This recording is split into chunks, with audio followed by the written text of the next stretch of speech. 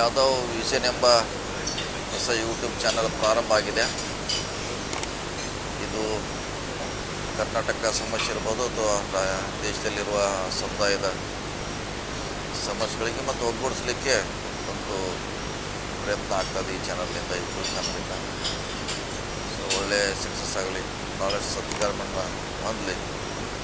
ನಿಮ್ಮ ಯೂಟ್ಯೂಬ್ ಚಾನಲ್ನಿಂದ ಸಮುದಾಯಕ್ಕೆ ನ್ಯಾಯ ಸಿಗಲಿ, ಬೆಳವಣಿಗೆ ಆಗಲಿ ಅಂತ ಈ ಸಂದರ್ಭದಲ್ಲಿ ಶುಭ ಹಾರೈಸ್ತೇನೆ.